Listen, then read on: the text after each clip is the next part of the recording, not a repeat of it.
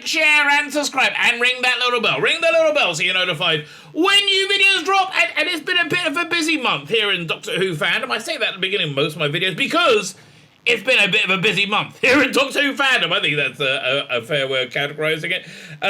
We had all that big news about Ncuti Gatwa, Rusty Davis, Yasmin Finney.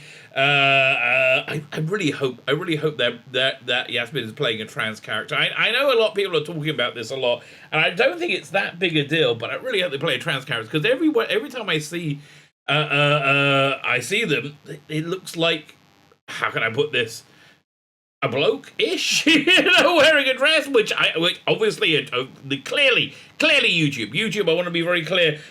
Clearly a woman. It's clearly a woman, but it's one of these new type of women which has which has a pee-pee, which I know older people find confusing, but younger people are like, no, that's totally normal. But I actually don't think it's that big a deal. Anyway, we had David Tennant and Catherine Tate. All this, we've had a lot of stuff going on.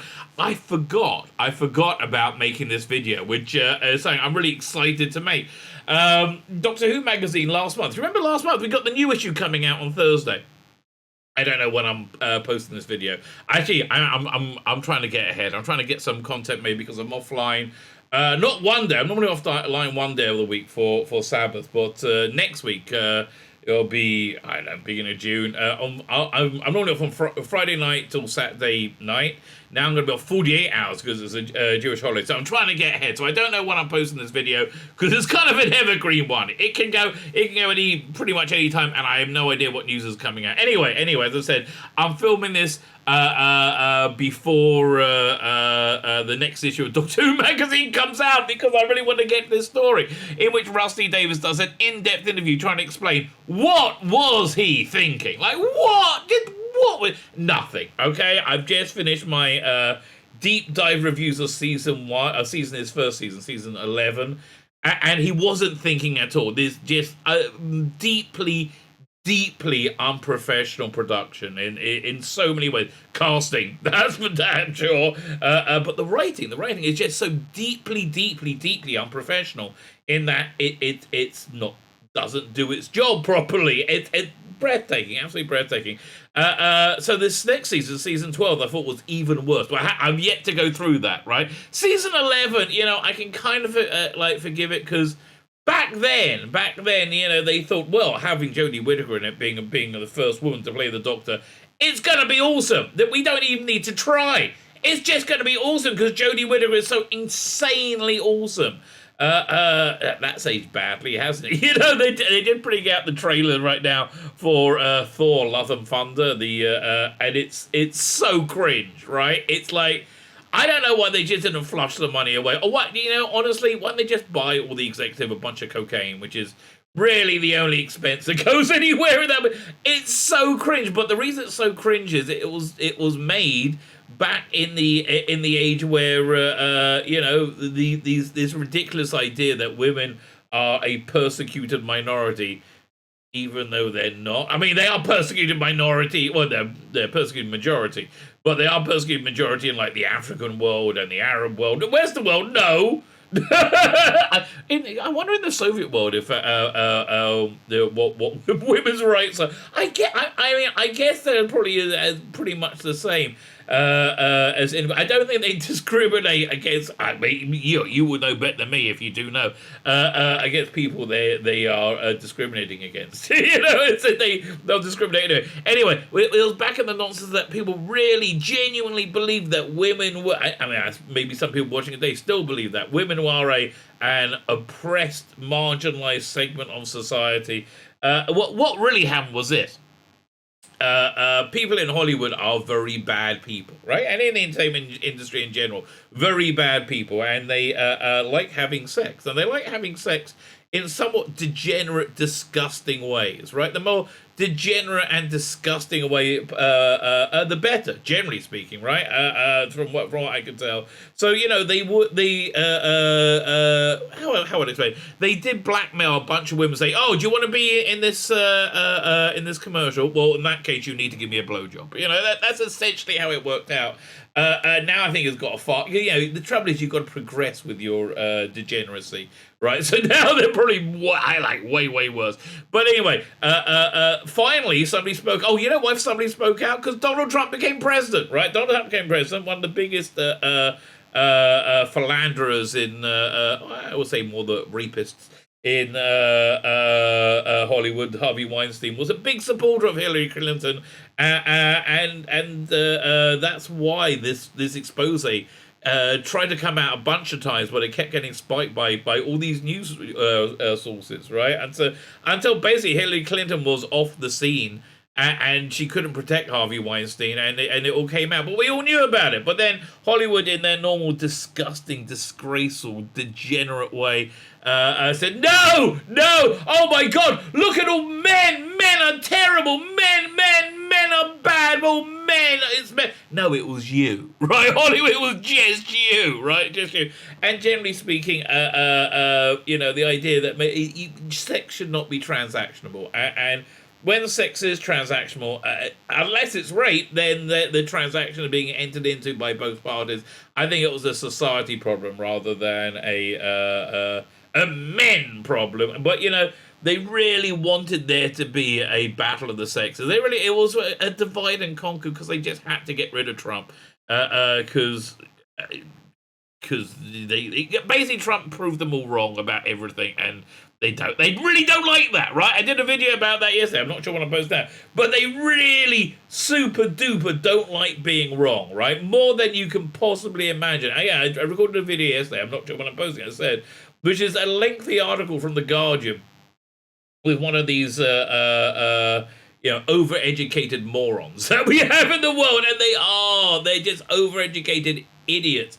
Who said Jodie Whittaker was the bestest ever and turned out awful. So he did this big article about how everybody hates Paul McGann's Doctor Who movie. No, we don't. But basically saying, it was lambasting Doctor Who fans, saying, oh, look how stupid they are. They hate Paul McGann. You can't listen to the word. No, it's just you, schmuck. Couldn't handle being wrong, right? Couldn't handle being wrong. So anyway, I digress. Jodie Whittaker became Doctor Who because of that, and it was awful. Absolutely awful. What was he thinking? So in the second season, I think it was even worse, right? Second season, he saw how badly he did with the first season, and he said, no, you know what the problem is? I don't know what he said. I'm going to read the article in a minute. You know what the problem is? There's not enough old monsters. The people want the old monsters back, but they still want Jodie Whittaker being cringe-a-minute. Yeah, that's what they want. Cringe-a-matic Jodie Whittaker being quingy. No, we don't, mate. No, we don't. Fine! So we're going to be looking at these articles, as I said, definitely trying to record this before the next issue of Doctor Who magazine comes out. Fine! Before we get into it, can you hit the like button? That would be fan-freaking-tastic! Can you hit the share button? Even more fantastic! I mean, you know, if you want plaudits lauded upon you, just hit that share button. I have heard tell of just people winning the lottery. Instantly, they hit the share button. It happens. Subscribe. So hit the subscribe button. Would you like to be sexually virile? Well, I can't guarantee it, of course, but I think hitting the like button might do the trick. Give it a go. You never know. The problem is I always laugh at my own jokes. I was about to say results may vary, but it makes me laugh, so I couldn't say it. I'm sorry. Results may vary. Can you hit the subscribe button? Thank you very much. Like, share, subscribe, comment, sign up to my Substack, sign up to my paid Substack. What are you going to get if you sign up to my paid Substack? Bumpkins right now. Hopefully by the time this video goes out, things that I'll be putting out content on there again soon. But like, oh my god, I've been doing this video series, which was all encompassing. It's just too much work. But I'm the schmuck, right? And I can never say, oh no, that was too much work for me. No, I've got to finish it, goes to the end. So I got another 2 weeks left to go. So like, share, subscribe, comment, Substack, my email newsletter. If you ever see me not put out, if you ever don't see me put out content, that means YouTube has banned me. Oh my god, I got a copyright strike yesterday for my review of SFX magazine. I think I got caught in a bot, but this company is never ever going to withdraw it, right? Unless I take them to court. So, Anyway, if you ever see me not on this channel, I've been banned. I have an alternative channel. I have a Rumble channel. So stay signed up there, and you will never ever get a break in the pearls of wisdom, right? The pearl necklace that comes from the Rabbi from another planet. It always gets dirty, doesn't it? It doesn't really take long. Okay, fine. Let's get the article. 2020, the 2020 season. We call that season 11, right? Season 11. Here we go. Doink. And just want to point out two things. So here, look, we have an actor actoring. I mean, like, I don't know, the direction it was given wasn't very good. This was an actor actoring, and this is Jodie Whittaker. Actor actoring, Jodie Whittaker. She's so crap at being an actor, right? I mean, it's unbelievable. How are you so useless? I don't understand. How have you got? I mean, what you're in your 40s, aren't you? How have you got through life being so unbelievably bad at the thing that's your job? Fine. According to Chibnall, the middle part of 13th journey. It's not the middle part, you lying piece of crap. We all know it was a 5-year plan. Pose the question. Could there be more to your life than you know? No, it posed the question, if we completely change Doctor Who, will people still like it? And the answer is no!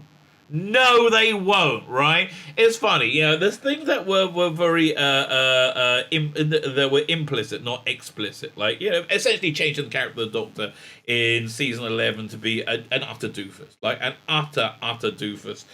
With no agency. It's like, and I've just watched it again in detail. She's an utter doofus in that season, and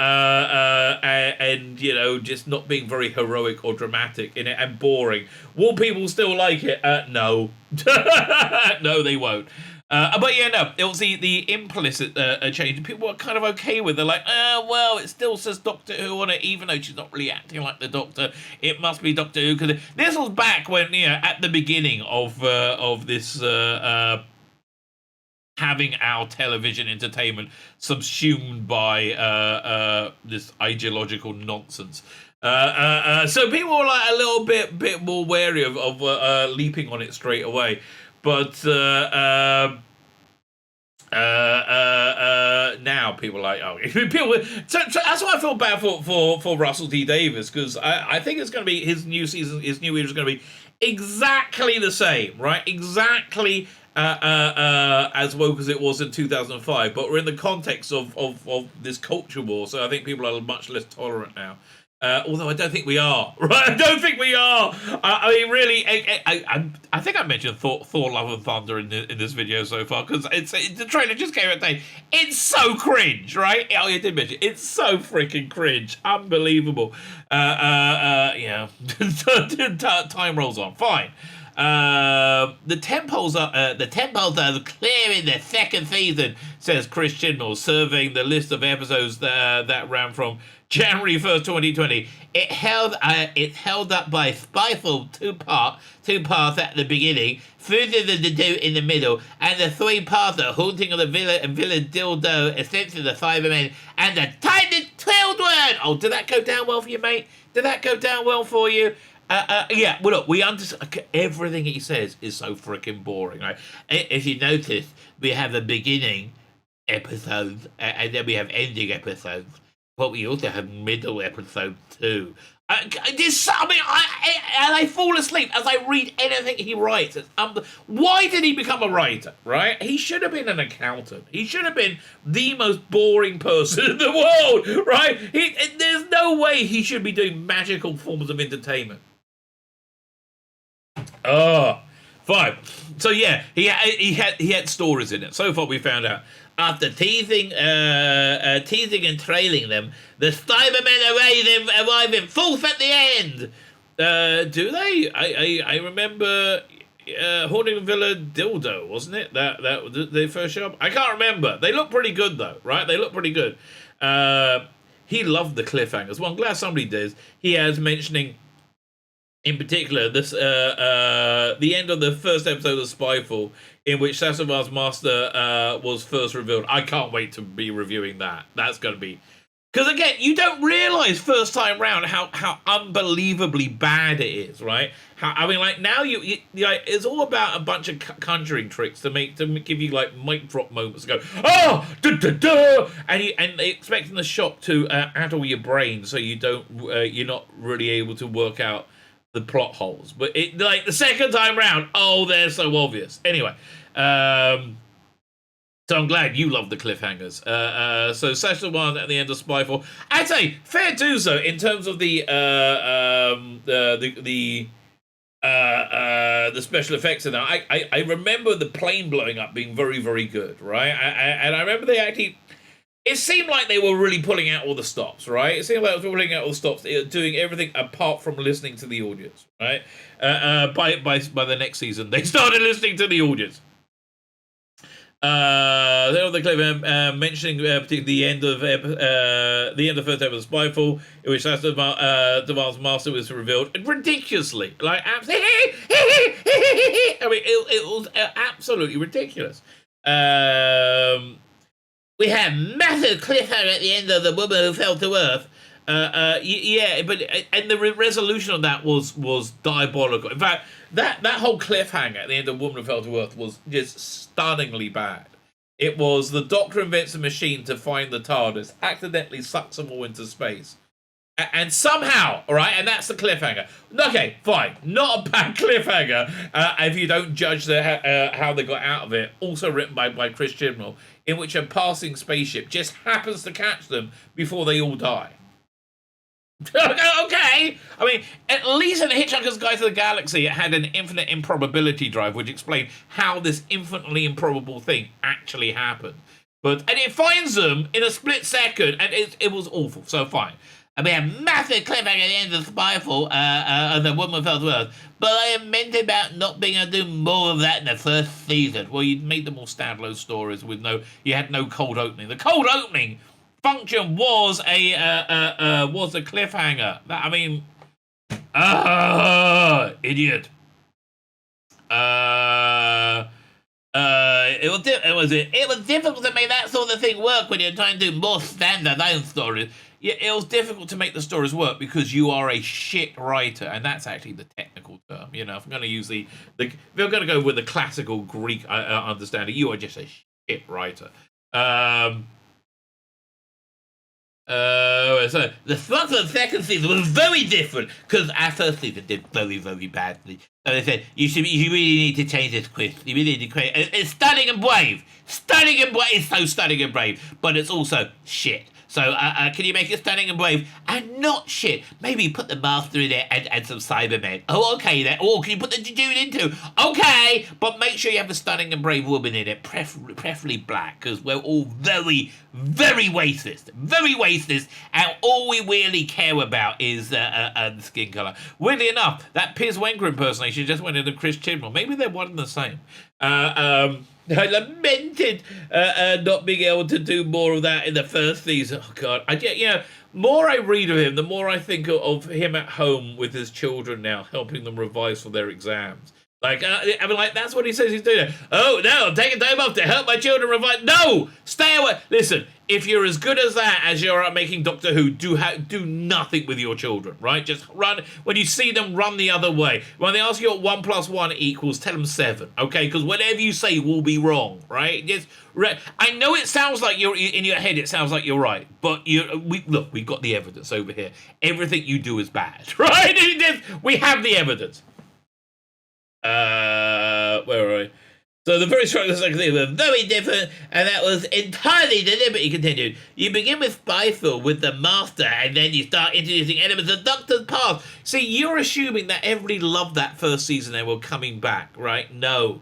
Yeah, and this was when you lost a third your audience in the first season. You lost the third in the second season, and now you're down to, 1.2 million live viewers? It's not good, is it? It's not fun. It's not funny. Actually, it's quite funny.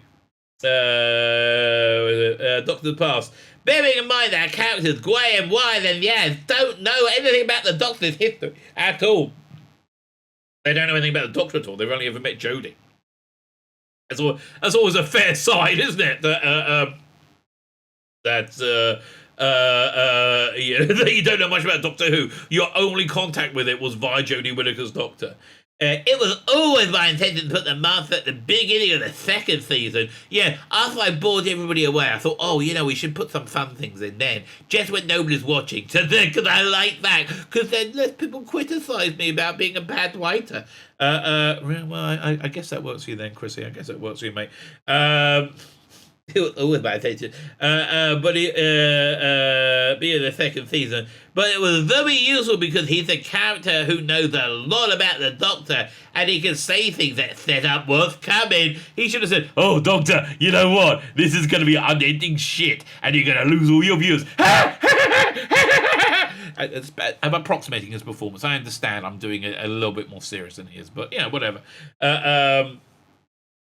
Where are we up to? Chris explains that the Master almost took a life of his own. Took on a life of his own. Okay, there's a lot of Doctor Who characters that I like like that. It's almost as if you write dialogue, then you ask yourself, "What exactly did you mean by that?" God, why do you ask yourself so many boring questions? Okay. If you're a writer, right? If you're a writer, you imagine the words in your head. You imagine the people talking in your head and you write it down, right? Because you have the characters and you imagine what your characters would do, right? Not what the focus group would want your characters to do, but you'd have to go, you know what they're going to say before they say, you don't have to analyze it. Oh, God, schmuck. Such a talentless schmuck, right? I think that's a fair description. Talentless schmuck. If I was Emperor of the World, that would be the T-shirt you would have to wear. Hello, Chris Chibnall. I am a talentless schmuck. We know you. We had you at Chris Chibnall. You didn't have to tell us anymore. What do you actually mean by that? God, well, if you don't know what you mean by I don't know. Okay, Chris has spoken. Chris has spoken to the magazine before about the way he turned his back on social media, avoided all reviews, and generally ignored what he's described as the noise surrounding Doctor Who. I don't believe you for a second. I think you are totally there, right? Totally there. Does this mean he was unaware of the positive response greeted by the great game-changing plot twist of Future of the Dude? Positive response? We thought it was shit! What positive response? What positive response was that? Really? I mean, was that like the positive response to the American withdrawal of Afghanistan, or the positive response to the Ukrainians on the invasion of their country? That sort of positive response? The positive response was a hemorrhaging of viewers. We all said it was shit. I wasn't really aware because you either isolate from these things or you. Where'd it go? Or you don't. I mean, like, man. It's look. Here's a picture of Dr. Jodie and Dr. Joe holding hands again. Look, if you're not looking at the screen, this is Jodie Whittaker acting.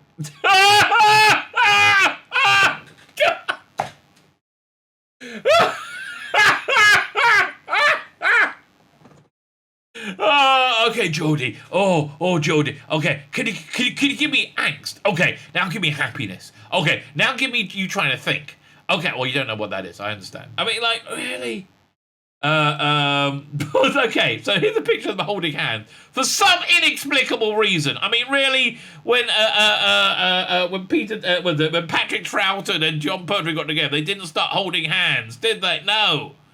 Now, but I will point out this one little plot hole to you. You may or may not have noticed, right? You may or may not have noticed that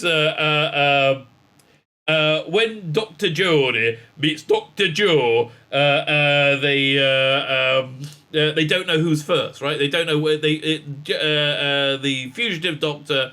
Dr. Ruth doesn't know Dr. Jodie, and Dr. Jodie doesn't know Dr. Ruth, okay? Okay, fine. So that's what's happening. But at the end of the episode, they don't. So they both assume that the other one. So Dr. Ruth assumes that Jodie is a future incarnation, and Jodie assumes Dr. Ruth is a future incarnation. And they speak about it, and it's a big mystery. Where could she be? Oh, what's going on? And you know how they set up to resolve this game-changing, massive mystery? They just forget about it. They just completely forget about it. Like, what's it? Let's go back. Oh, okay, Jodie. You found in a forgotten part of your past. Now, you completely forget about it. Now, I want you to give me the expression of you trying to remember what you forgot. Perfect. You got the job, darling. You got the job. I have to tell you, Jodie, I didn't think for a second I've ever thought that you got your job via the casting couch. I mean, really, that's something that would turn out. I'll be like, I'll give you the role if I don't have to sleep with you, right? I think that's basically where I would roll on this thing. I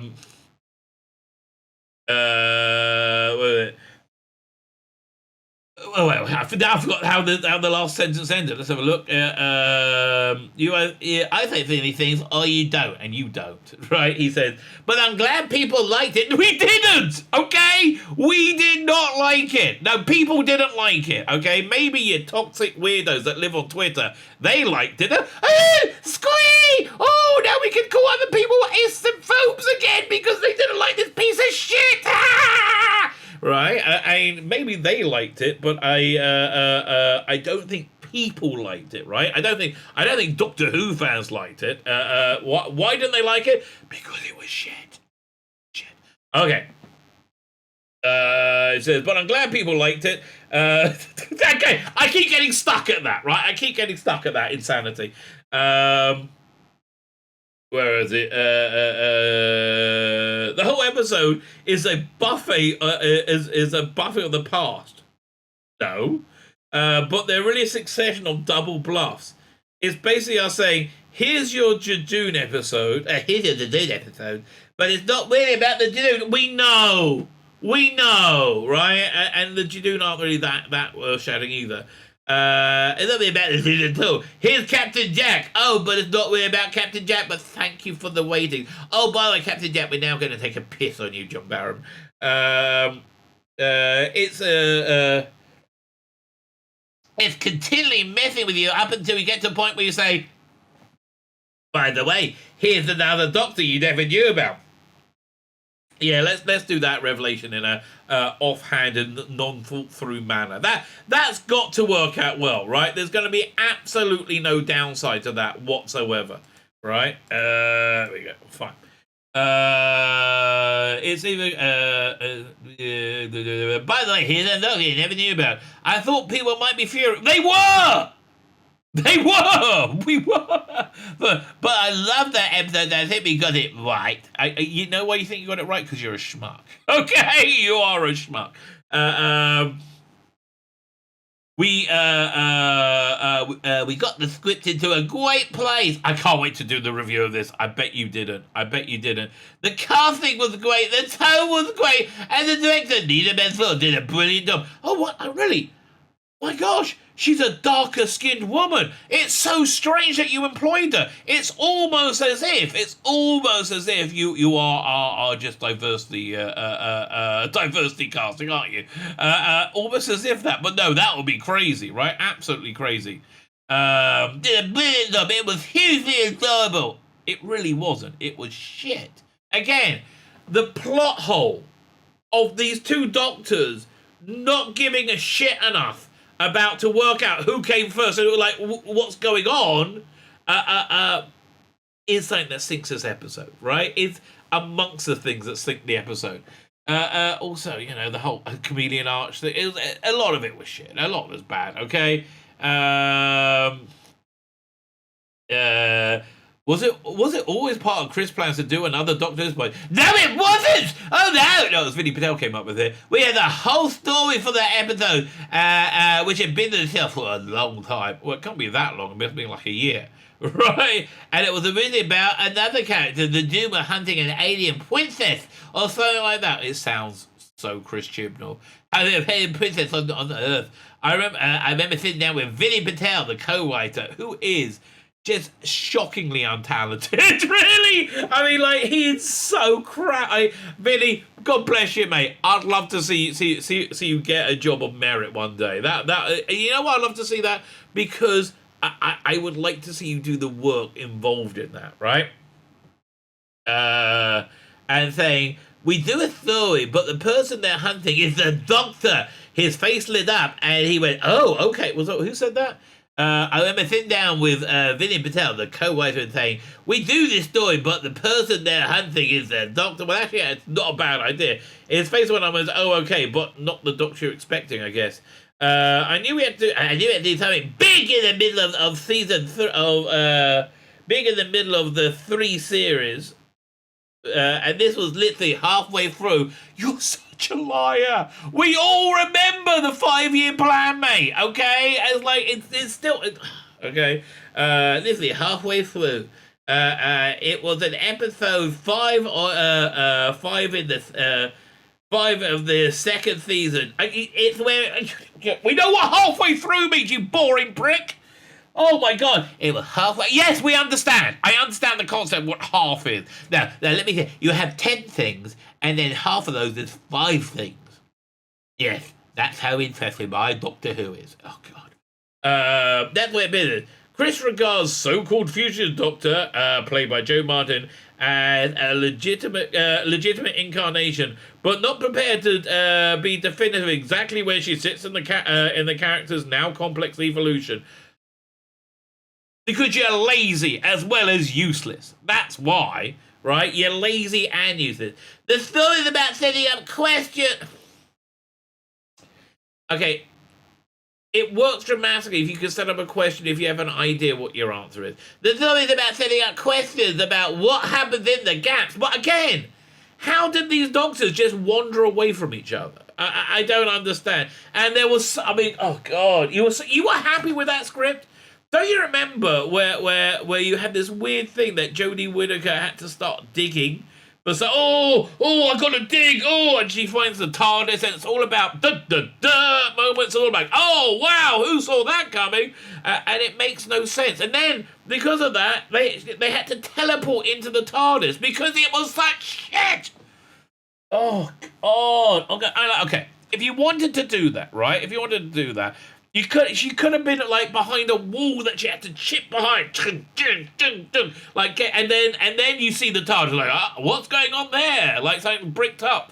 But no, you are a thoughtless, useless writer. I again, how you got this job is beyond me. It's not really beyond me. Look at it; it's a perfect storm of awful.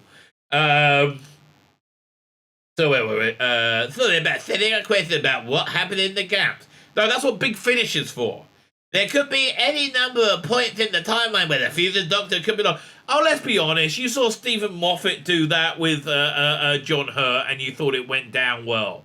Your Doctor Who plays like Doctor Who karaoke badly, right? Like, and you are a bad karaoke singer. There could be any number of points in the time when the future Doctor could belong. No, couldn't, mate. But we deliberately haven't said she sits there. And well, what with the comic books doing it now? She says she's the first Doctor, right? I mean, yeah, obviously that's 100% canon. But weirdly enough, wait a minute. If she's the first Doctor, as is canon according to the comic book, but Ace was also killed in the comic book. So how is she coming back? I know the answer. Nothing matters because you're a shit writer and you can't pull it together. Does Chris have his own view on whether the character belongs in the timeline? I do have an opinion. I have an opinion. Maybe I've been a bit circumspect with it. I do have an opinion, but I'm not going to share it with you. That means you don't have an opinion. As I said before, it's about expanding mythology. I mean, really? The most expandable mythology ever known, right? The most expandable mythology ever known. Doctor Who could be anything, and it was too constricting for you. No, it's just you're a bad writer. I mean, that's all it is. I understand you wanted to hack Doctor Who into some kind of shape that you were possibly able to write, but you're still a bad writer.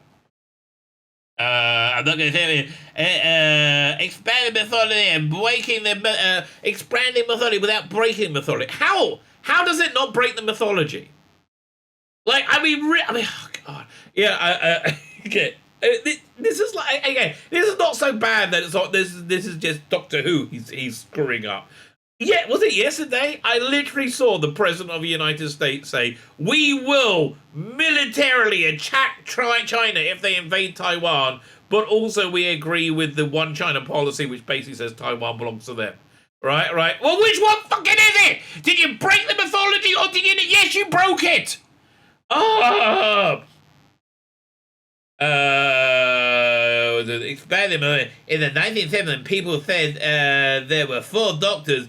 That bit in Blade Border basically said, no, there aren't. No. You again, you're just a small-minded, dull piece of human excrement. It was more intimated. It was Morbius's lives, Paul Cornell's approach. Well, and I don't know why Paul Cornell was so sucking your dick so hard, right? Like supporting you with all this nonsense. But Paul Cornell, Martin Day and Mike Topping, I think, in the book called The Discontinuity Guide, came up with the theory that they are fake incarnations conjured by the Fourth Doctor to throw off Morbius and win the fight, right? No, they aren't.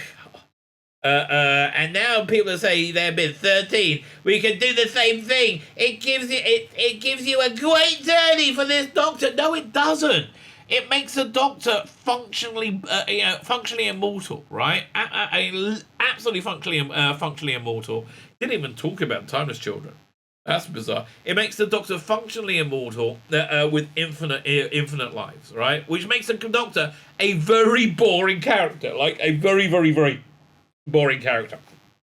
So Christian goes on, and he gives his thoughts about Doctor Who Flux, and the specials. I was going to do it this video, but I've been trying to do shorter videos, right? I've been trying to cut them down. I'm trying to get to like 30 minutes. We're at 37 minutes right now, right? I think I'm going to cut it off here, and I'm going to continue. Continue this in another video. I am trying to get content made. I am trying to get content made in advance. So I guess that works. But really, if I went on, this video would be over an hour, like well over an hour, and it's about time to walk the dog. So therefore, I'm going to say my name is Tzvi Lebetkin, the Rabbi from another planet. Please like, share, and subscribe, and ring that little bell. Ring the little bell so you're notified when new videos drop.